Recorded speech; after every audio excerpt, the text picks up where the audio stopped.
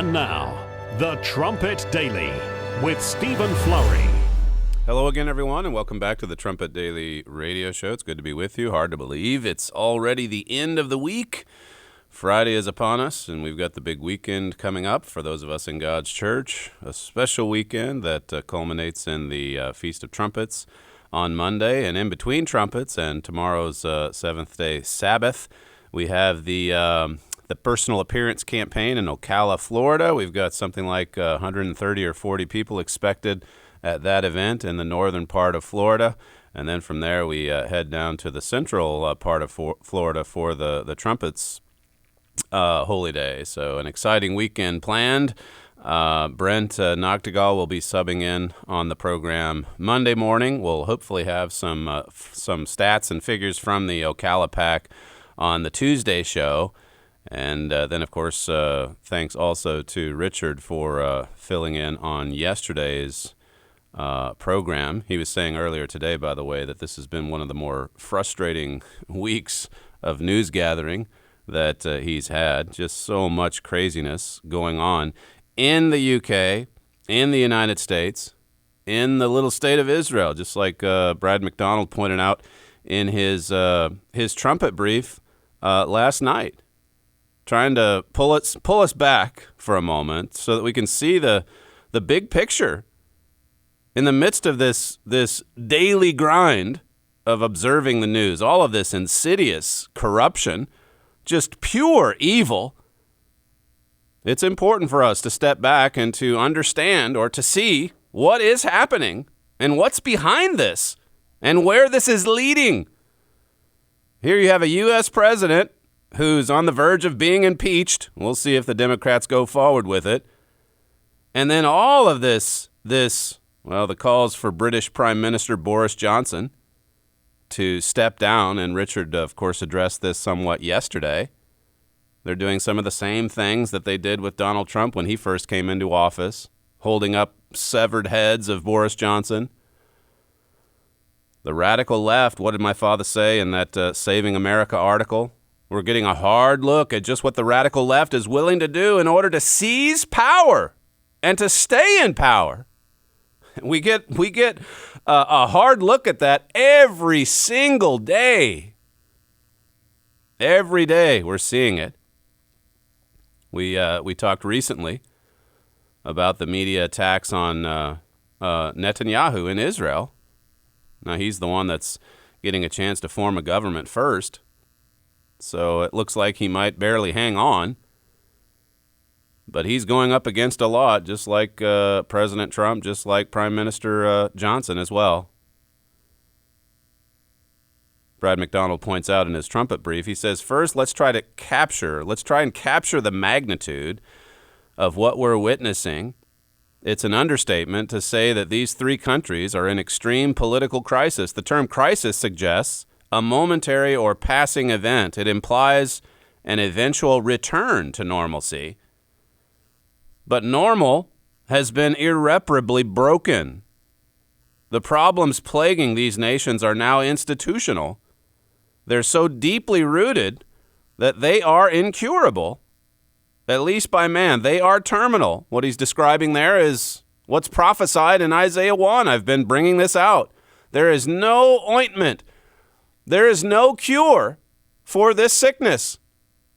It's not going to be fixed. And so to even call it a crisis or a political crisis, it's not a proper description, because that implies that, well, it'll eventually return to normal. It won't. It's going to be nonstop. It does intensify, I'm sure, around God's annual festivals. But this is a nonstop political war. They're not going to go down, the radical left. They're going to fight and fight and fight. And they're desperate. Well, we are having a leadership crisis for sure. He points out in the trumpet brief that just removing Donald Trump from the equation or Boris Johnson, that's not going to fix the problems. And that's true. They run deep. It's an attack on the institutions of these countries. in the Trumpet brief, it says this assault on tradition is led by the radical left, which today brandishes unprecedented power and influence in all three nations. And he refers to the powerful media in the United States with stations like CNN and MSNBC and all the main networks. And over in the UK, you have the BBC, far to the left. Channel 12 in Israel, it's all the same. The New York Times, The Guardian, far left. Haaretz, the Israeli left-wing newspaper. These are the most influential papers in our nations. And look at what they're printing. Look at the messages coming from these news agencies. It says all of these developments expose the fact that the radical left's hatred is not confined to Mr. Trump, Mr. Johnson, and Mr. Netanyahu. The radical left has a fanatic hatred of the core traditions, institutions, and beliefs of these nations. It hates America and Britain's Judeo-Christian heritage. In Israel, it despises its Zionist and Jewish roots. The radical left hates Trump, Johnson, and Netanyahu because these men embody and embrace these traditions. And so the only objective is to remove these men from office. Richard gave me an article today from The Spectator. There's only one law. There must be no Brexit. And you can add to that, I guess, a secondary law. Oh, and remove Boris Johnson. He needs to be beheaded politically. And the one law in the United States, that's clear. Donald Trump is pure evil. That's the only law that the radical left submits to. Everything flows through that lens. Here again, we're getting a hard look at just what the radical left is willing to do in order to seize power and stay in power. Now we have to keep looking at the prophecies. And as I say, the big picture here, where is this leading? My father, just in the August Trumpet magazine, he had an article, Can President Trump Get Control of His Own Divided Government? It's a good question. The government's clearly divided. Can he get control of it? Well, prophecy does indicate that he will maintain control, at least for a short time. You know all that we've said before about it being temporary. But look at the attacks just from this past week.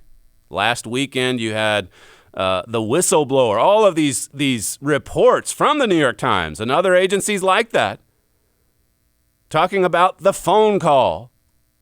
We didn't have the complaint. We didn't have the transcript. We didn't have anything except the media telling us there was a quid pro quo, that he pressured Biden, or rather pressured the Ukrainian president to investigate Biden, I think 7 or 8 times.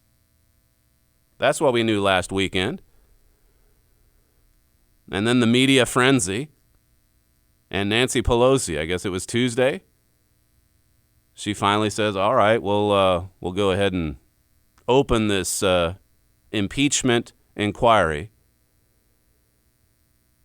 And then that night, President Trump said, all right, I'll go ahead and release the transcripts to the phone conversation. I don't think the Democrats were expecting that to happen. So the transcripts come out on Wednesday, I think just a little while after our program on Wednesday morning. And then you've seen the reporting. Richard touched on some of this yesterday. It's like a 4 or 5 page transcript of the phone conversation, and the media keys in on the statements the president made about how the United States has been really good to Ukraine. And then he says, now we need a favor from you. And then they jump right to investigate Joe Biden. They just skip or delete about 540 words in order to construct this narrative. It has to be, keep in mind, it all flows from the supreme law of the land in their minds. Donald Trump is evil. So how can we pick and choose from this transcript to construct this narrative that proves he's evil? That's what's been going on since Wednesday. The whistleblower, he says, I was not a direct witness to most of these events described. He just works. We now know he works for the CIA. Not a direct witness. He's just some guy. I guess he was stationed in the White House for a time. He heard about the conversation. And then he's the one. This is all carefully orchestrated. You have to keep that in mind too. It didn't just happen. Guess what's coming out soon? You've got the IG report. We'll talk a little bit later about what is scaring the Democrats right now, even from that phone conversation. But a CIA official, I think it was one of the Fox commentators last night talking about the origins of the CIA. It started in 1947. Harry Truman started it. That's not that long ago. It was started by the presidency. The presidency of the United States. And it wasn't long before Harry Truman realized this is out of control. This is from the CIA website. In Truman's most extended account, in his memoirs, he related how he discovered the lack of coordinated intelligence in Washington, asked what was being done about it, solicited advice, issued what he referred to as an executive order, and presto, then began to receive a daily digest of information, first from his Central Intelligence Group, and then when the CIG was renamed in the National Security Act of 1947 from his CIA.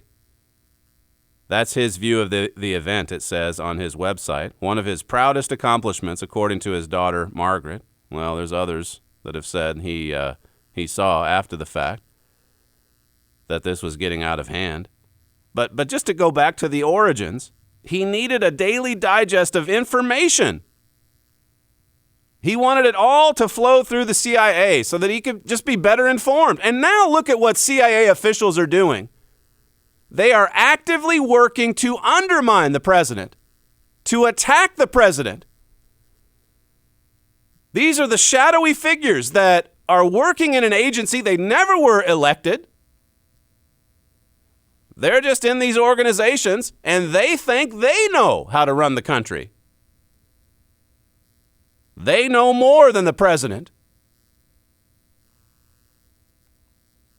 In the Trumpet brief, Brad McDonald talks about, again, making the point that my father did in the Saving America piece, about just how or what they're willing to do in order to obtain power, to seize power. Mr. McDonald says they very often have no time for facts or evidence. It doesn't matter if it says this or that. Okay, so President Trump surprised them saying you can have the transcript. And then he said after that, you can have transcripts of other discussions. You want to hear what Mike Pence said to a Ukrainian official?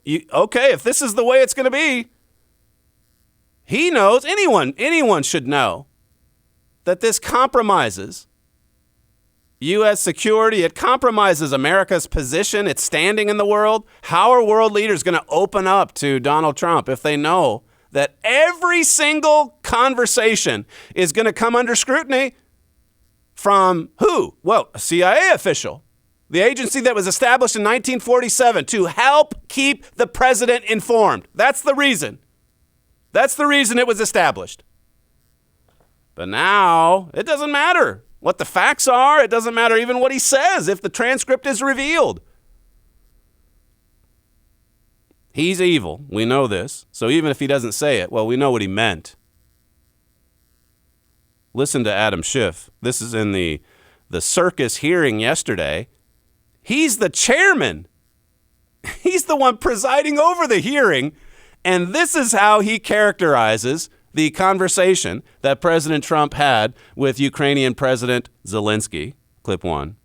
Is the essence of what the president communicates. we've been very good to your country, very good. No other country has done as much as we have. But you know what?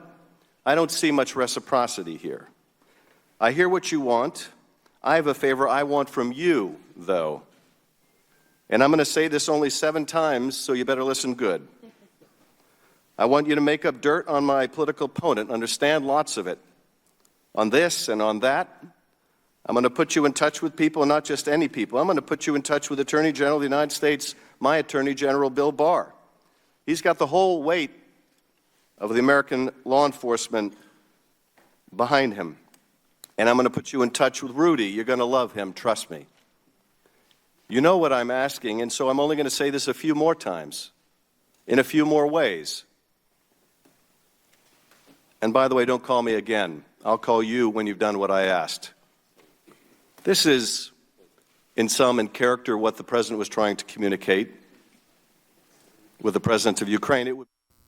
That's Adam Schiff, the chairman of this committee that's now investigating this conversation. These are the initial stages of the impeachment proceedings.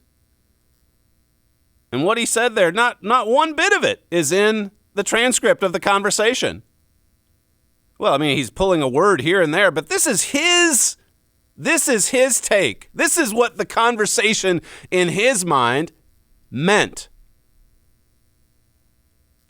And as several commentators pointed out on Twitter and elsewhere, if the conversation itself was so damning, then why not just read directly from it?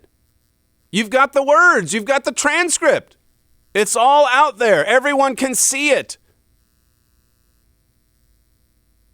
And yet, here he is.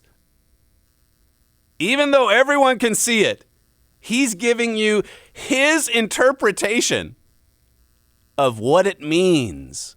He knows.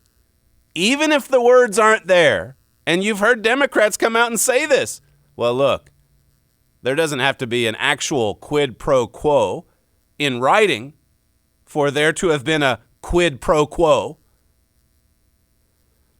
One of the committee members called him out on this. He said that while you were giving your opening statement, I got a text message from a friend who said he's just making this up. And that's what he was doing. He was making it up.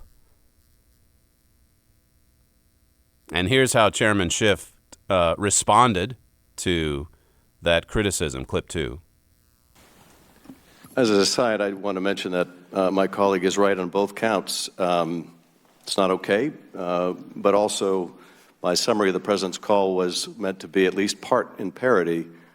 The fact that that's not clear is a separate problem in and of itself. Of course, the president never said, if you don't understand me, I'm going to say it 7 more times. My point is, that's the message that the Ukraine president was receiving in not so many words. And of course, people hopped on that, focusing on parody. Well, I was joking in part, but the real important point that he made was right there at the end. His point is that that's the message that the Ukraine president was receiving in not so many words. That's the message he was receiving. The president didn't say that, but he knows what the president meant, Schiff does, and he knows how the Ukraine president received it. He knows what's going on in both minds. The U.S. president and the president of Ukraine. Well, here's Trey Gowdy. He's the former congressman commenting on Schiff just making stuff up. This is clip 3. Well, if you don't have good facts, you got to make them up. Adam Schiff has one of the worst senses of humor of anyone I've ever met, so he doesn't need to try parody. But you got to keep in mind, Martha, this is the same Schiff that said he had evidence of collusion. He's not making that mistake this time. He's not claiming he's got something he doesn't have. He's just going to make it up, and he made it up on national television. Schiff, yeah, Gowdy points out, he was the one that said before everything came to light, before the Mueller report was finalized, he told America, I've got the evidence. I've seen it. I know there was Russian collusion. And, of course, he never brought that evidence forward. He was just making that up, too. Now we've flip-flopped over to Ukraine. Ukraine, I hope I have time to cover this later, but Ukraine and Russia are enemies. Okay, so which one is the president colluding with? It was Russia, Russia, Russia, and now it's Ukraine, Ukraine, Ukraine. Coming back to this PJ Media article, it says, is there a single fact in this whole mess that is actually true? Is there one single fact in what we've seen transpire over the last week? Is there one thing that's actually true? My father, in that article from August, can President Trump get control of his own divided government? He refers to the June 8th, 2018 memo by William Barr. He's the one, remember, the Attorney General, the current Attorney General, who reveres the law. And he's the one, really, that exposed the fraud that the whole Mueller investigation was propped up on. A complete and total fraud. He exposed Mueller. He exposed what the Mueller team was doing. There was the obstruction charge. They couldn't get him on collusion, so they went after him on obstruction. And Barr pointed out in this June 8th, 2018 memo that what they're doing in looking at the obstruction statute is they're basically broadening the statute to include anything the president does because they know what he's thinking. They know his motivations. And so if he fires Jim Comey, for example, well, then obviously, it's obvious there was something nefarious that motivated that. It wasn't that Jim Comey was incompetent or that Rod Rosenstein said fire him. It's something evil is going on in the president's mind. They know. They know. My father quotes from the Barr memo. He said, the crux of Mueller's position is that whenever the president exercises any of these discretionary powers and thereby influences a proceeding, he has completed the guilty act of the crime of obstruction. Barr said, to establish guilt, all that remains is evaluation of the president's state of mind to divine whether he acted with a corrupt motive. They know. Mueller and the team of lawyers that were working for him, they know. They were able to divine a corrupt motive in the president. My father said this, these men think they can divine whether Trump acted with a corrupt motive. That's a well-chosen word William Barr used, and it really is appropriate for what they are doing. It means to prophesy, to guess, to find out by intuition. They think they can perceive a corrupt motive in their political opponents. It's an interesting word that they used, or that Barr used. It's actually a very a perfect and appropriate word. Divine. So, amid all of this nonsense, these lies, is there anything that was true this week? Listen to the way the news media, for their part, listen to the way they just kind of summarize the events of this past week, the conversation with the Ukraine president. Here is their take. And they're all together on this. Keep in mind. They all know what's going on, and they all describe it even in the same terminology. It's incredible. This is a montage put together by Grabian, clip 4. This president, in his conversations with the president of Ukraine, was speaking like an organized crime boss. He said this was classic mafia-style talk about... Absolutely. You don't need to be explicit to set up a shady deal. I mean, If you've ever watched any mafia anything. I mean, to people who see this kind of stuff in movies, you see mob bosses doing it. Anyone who watches mob movies knows that's not how it happens. This strikes me as a call that's really more appropriate to be reading a transcript of from a mob wiretap. This is how a mafia boss talks. We always have people talking about how Donald Trump speaks like a mobster. I don't like these mafia-like tactics to try to intimidate witnesses. We see this from mob bosses. We do not see this from presidents. What those notes reflect is a classic mafia-like shakedown of a foreign leader. He gets the mob talk. Donald Trump sought to run U.S. foreign policy the way Tony Soprano ran his crime family. Okay, so the president, you get the message clearly.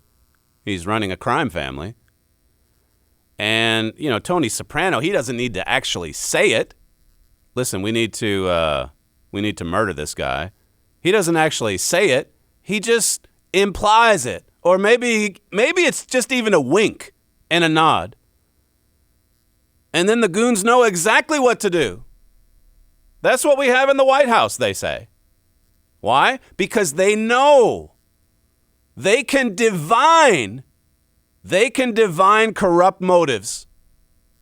And so it doesn't matter what the statute actually says. It certainly doesn't matter what it says in the transcript. What matters is what they know about Donald Trump or whoever. It's the same in Britain. Richard brought this out yesterday. Listen to Jeremy Corbyn in his statement yesterday. He thinks Boris Johnson has to go. And listen to how he puts it together with all of this violence that, you guessed it, Boris Johnson is responsible for. This is clip 8.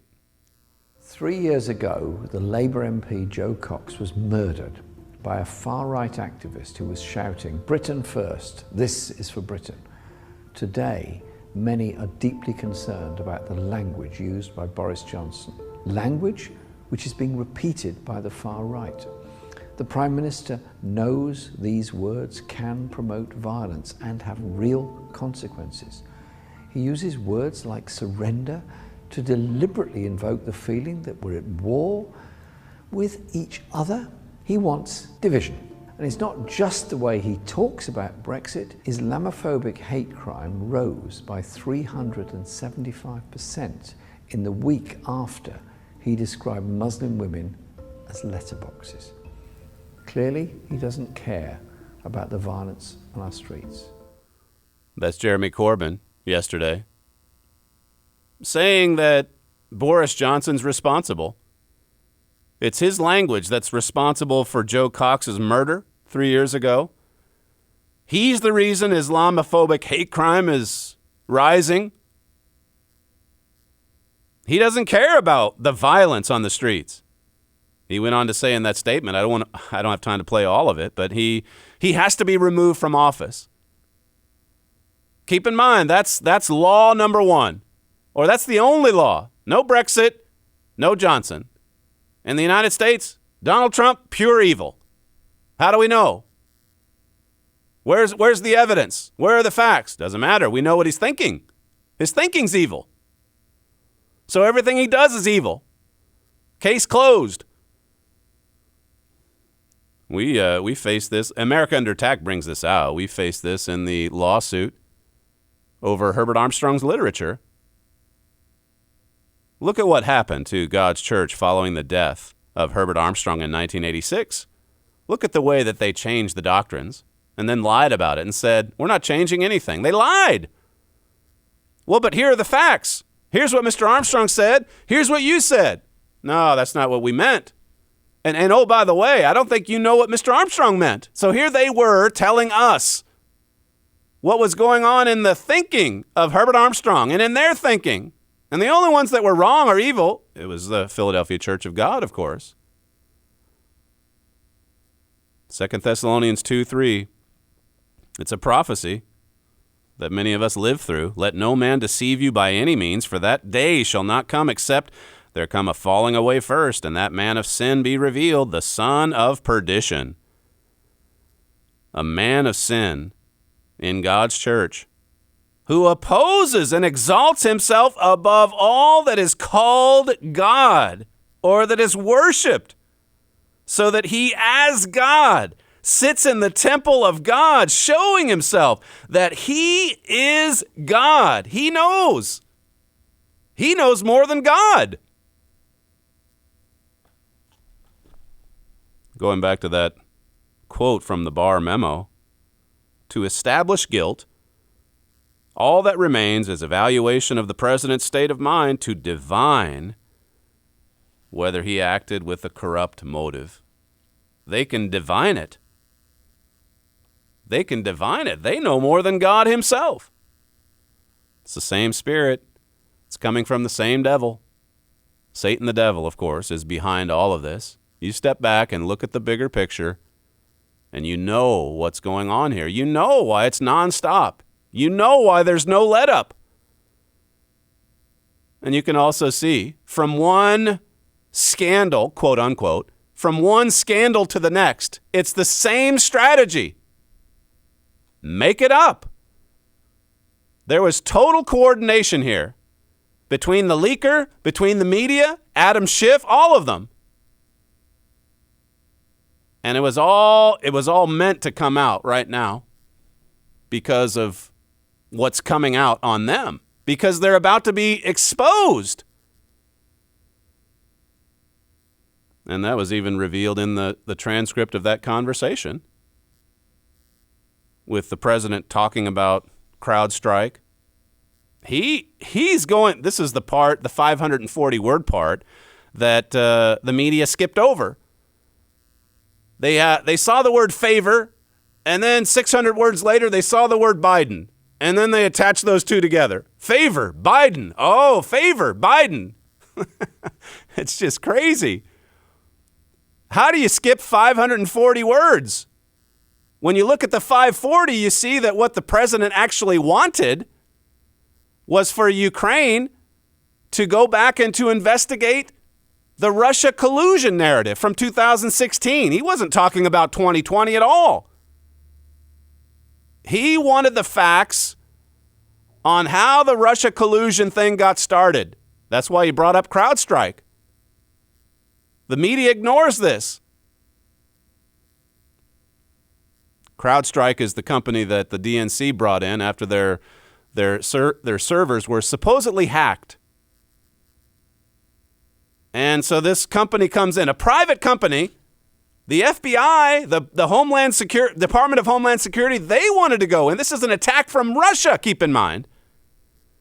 And the FBI and Homeland Security go to the DNC and say, well, hey, we need to look at your servers. If this is an attack from Russia, this supposedly happened in the summer of 2015 when the campaign was in full swing. And you know what the DNC said? They said, yeah, Russia did it, and Donald Trump is part of it. Donald Trump is working in collusion with the Russians. And look, it's so dangerous, it's so bad, that Russia's attacked our servers. So the FBI says, well, hey, we need to look at this. DNC says, nope, can't do it. We've got a private company that's taking care of that. And the private company has determined that it was Russia. That's all that you need to know. What's the clip, Sam? It's later in my notes, the Jim Comey exchange. I think this is clip 7. Here's Jim Comey in his testimony in 2017. He's being asked by a congressman about this private company that said Russia did it. Listen to this exchange between the congressman and James Comey, the former FBI director, or the FBI director at the time. Clip 7. Did the FBI request access to those devices to perform forensics on? Yes, we did. And would that access have provided intelligence or information helpful to your investigation and possibly to the findings included in the intelligence community assessments? Our forensics folks would always prefer to get access to the original device or server that's involved. So it's the best evidence. Were you given access to do the forensics on those servers? We were not. We were a highly respected private company, eventually got access and shared with us what they saw there.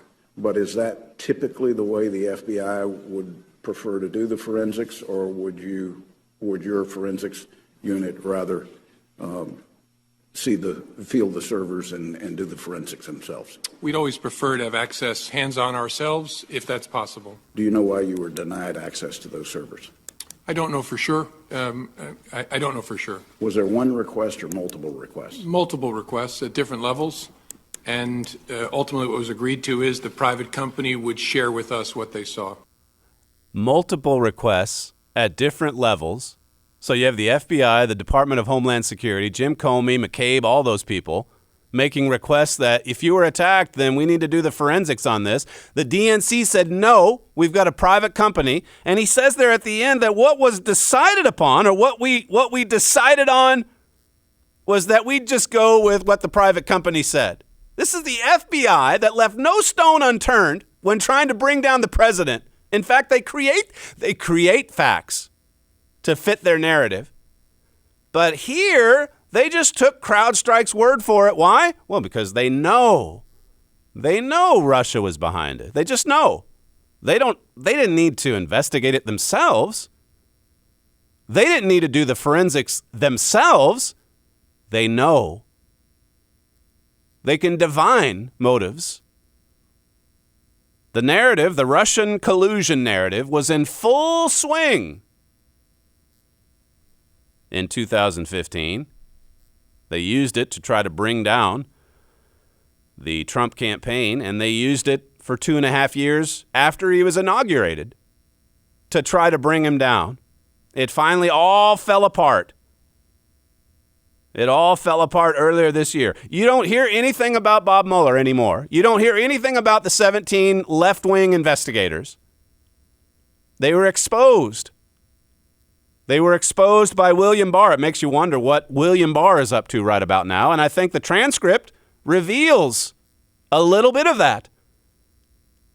The president asking about CrowdStrike. Look, if you can do us a favor, this would be really good. If you could help the Attorney General to get to the bottom of all of this nonsense from 2015. Listen to this. This is from the transcript. This is President Trump. I'd like you to do us a favor, though, because our country has been through a lot. He's referring to the history, the last few years. Our country's been through a lot, and Ukraine knows a lot about it. I would like you to find out what happened with this whole situation with Ukraine. They say CrowdStrike. CrowdStrike. The server. They say Ukraine has it. There are a lot of things that went on. The whole situation. I think you're surrounding yourself with some of the same people. I would like to have the Attorney General call you or your people. And I would like you to get to the bottom of it. He said, as you saw yesterday, this is from the conversation he had in July. He's referring to Mueller's testimony, which was a spectacular flop. It says, for the left-wing media, that is, it says, as you saw yesterday, that whole nonsense ended with a very poor performance by a man named Robert Mueller, an incompetent performance, says the president. But they say a lot of it started with Ukraine. Whatever you can do, it's very important that you do it, if that's possible. If it's possible. No quid pro quo. But he asks for a favor. And the favor is not to investigate Joe Biden. Now, that did come up 540 words later.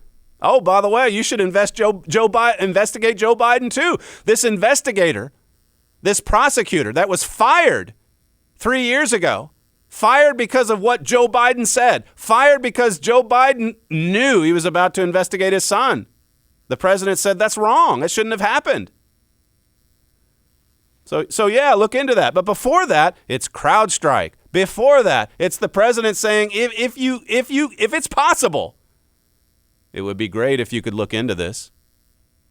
This is the origin of the Russia collusion narrative. And you know what's amazing, really? Again, just going back to this conversation that the president had with Zelensky, is here, as I say, for 3 years, it was Russia, Russia, Russia, Russia. And then now it's Ukraine.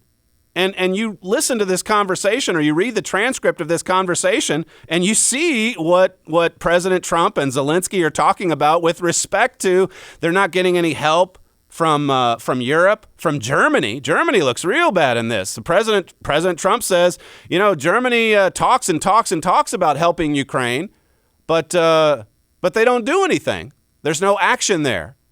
He says, at least we are acting in support of the Ukraine. And there's even talk about how there should be a stronger showing of support from Europe with respect to sanctions on Russia. So this is the president having a conversation with the president of Ukraine saying that you should be getting more support from Europe in your opposition to Russia. The president of the United States, he's come out so much stronger against Russia than Obama or Clinton or any of them did. Those were the ones that were leaning over and whispering to Medvedev saying that, hey, as soon as I can get reelected, look, we'll have a lot more flexibility. These were the ones that were working out the quid pro quos, one after another. Joe Biden going over to Ukraine in 2016. If you don't fire that prosecutor, you don't get $1 billion. All of these facts, it's like they don't even exist in the world of the mainstream media. They don't exist. What does exist? Just fake narratives, fake stories, fake news. And then you get Adam Schiff saying things like what you heard earlier. Well, I know he didn't say that exactly, but look, this is what he meant. And if you step back, he's just kind of a crime boss. He does it with the wink and the nod. Well, the circus goes on yesterday, and here is President Trump's reaction. He was in the middle of traveling, so he comes over to the gaggle of reporters, and he says this about all of these lies. Clip 5. Here we go again. It's Adam Schiff and his crew making up stories and sitting there like pious, whatever you want to call them. It's just a disgrace. It's a terrible thing for our country.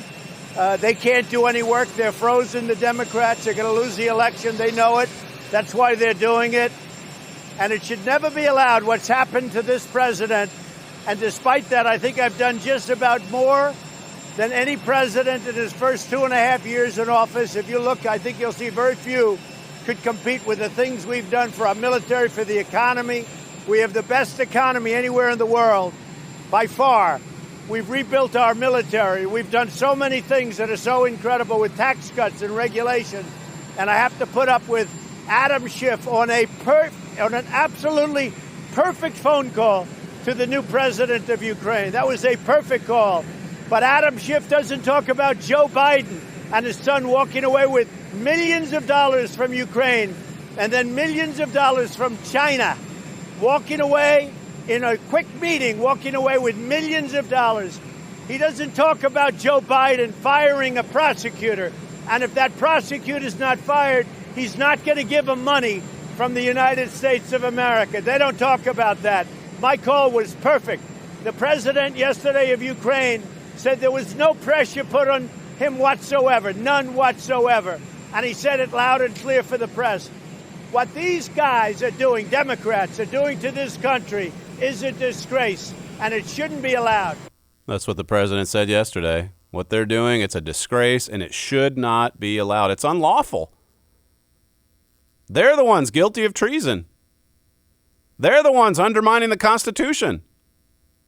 They're the unelected officials who think they're God, who think they know more than God, who say they can read minds. They just know it. But you have a president and an attorney general who aren't backing down. This is from American Greatness.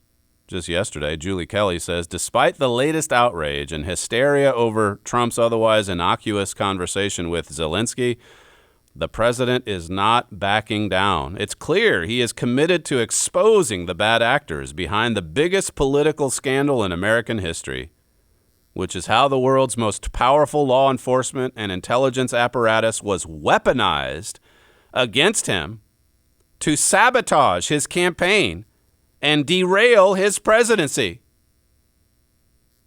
That's what's being exposed here. He says she says Trump has reason to believe Ukraine played some early significant role in the hoax. As I reported Wednesday, Joe Biden, Obama's emissary to the country during the final years of his presidency, was a key figure to the collusion operation in 2016 and 2017. The Justice Department also confirmed that it is investigating Ukraine's involvement. It says a Department of Justice team led by U.S. Attorney John Durham is separately exploring the extent to which a number of countries, including Ukraine, played a role in the counterintelligence investigation directed at the Trump campaign during the 2016 election. So as a few commentators have said, they're guilty of exactly what they accuse the president of. Colluding with these other nations, pressuring these other nations, quid pro quos. It says Hunter Biden's shady business dealings in Ukraine aren't the only scandals Democrats have to worry about right now. Finally, exposing all the fabricated elements of the Russia collusion hoax, including the CrowdStrike report, will be a far greater threat to their electoral chances in 2020. See, they're being exposed. And if the president's going all the way back to CrowdStrike, this is a president who, for all of the liberals who say he's a dummy, he knows what happened. He knows what's going on. And he's exposing it.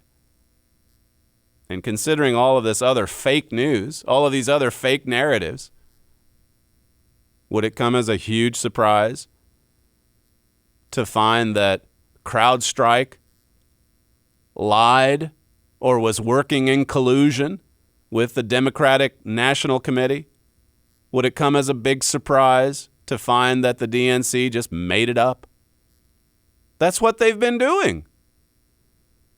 That's what Adam Schiff did yesterday. He just made it up. He got the transcript. They weren't expecting that. They've never expected a Republican administration to fight back and to expose this evil. But as the president has shown, he's not backing down. One more clip from yesterday afternoon. This is President Trump, clip 6. I'm using Mexico to protect our border because the Democrats won't change loopholes in asylum. When you think of that, and I want to thank Mexico, 27,000 soldiers they have. But think of how bad that is. Think of it. Well, we use Mexico because the Democrats won't fix our broken immigration system. We need their votes. If we don't get their votes, we can't do it. And the Republicans are all on board. They want to fix it, but the Democrats won't do it. They don't want to talk about infrastructure. They don't want to talk about lowering drug prices. They don't want to talk about anything because they're fixated on this. And Nancy Pelosi has been hijacked by the radical left, and everybody knows it. That's the president using the word hijacked. Another appropriate term. Divine, hijacked. These are descriptive words, meaningful words, accurate descriptions of what we're seeing. My father says in the Saving America piece, for 8 years under President Obama, the forces of the radical left were on the march, virtually unchecked. Even Republican leaders caved in. And that was after they had taken control of Congress and had a lot of power to stop the president. He says Donald Trump has proven himself willing to take a stand where others have not. It's quite something to behold. Him resisting these anti-American forces. He has inspired a few other leaders to challenge the radical left and to help expose it for what it is. He's inspired a few other leaders We've talked about that before with respect to some in the United States that have come to his defense. But I think he's inspired some other leaders abroad as well, including Zelensky, including Boris Johnson, including Prime Minister Netanyahu in Israel. It's building and building to an explosion, as Mr. McDonald said in that trumpet brief. The sickness is through and through, and there's no ointment. Switching over to the recent article, can President Trump get control of his own divided government? My father says again, since Donald Trump became president, a dangerous level of corruption has been exposed in America's federal government. Officials within several powerful government agencies have worked actively to sabotage Mr. Trump and to overturn the results of the 2016 presidential election. This is what they've just never, ever, ever accepted or ever will accept. My father says this is treasonous behavior and a bigger threat to America than most people realize. It's treasonous. They won't accept it. You might have seen some of the clips on the conservative sites. Statements from Joe Biden. Statements from Nancy Pelosi. Statements from Gerald Nadler in 1998. Coming out against impeachment of President Clinton, saying that what you're doing by pursuing impeachment is you're taking away the votes. The only office in the United States, the only office where everyone votes is the presidency. And for you to come up with some fake charges to try to take down a president, you're stealing the votes of whatever it would be, 60-some million people. That's the position they took in 1998. And that was a situation, as I said the other day, where you did actually have a president lying under oath. There was an actual crime, you see. Here, there's none of that. There's all these narratives. There's the Schiff paraphrase. There's the Mueller team that just knows. They can divine it. They know the motives are wrong, so he's guilty. Their supreme law of the land is that Donald Trump is evil. And so that's how they view every event, every activity, every decision, every statement. My father says the facts reveal widespread complicity within the CIA and the Justice Department. And keep in mind, these are agencies that are supposed to be an extension of the presidency. I told you about the CIA established in the 1940s by Harry Truman.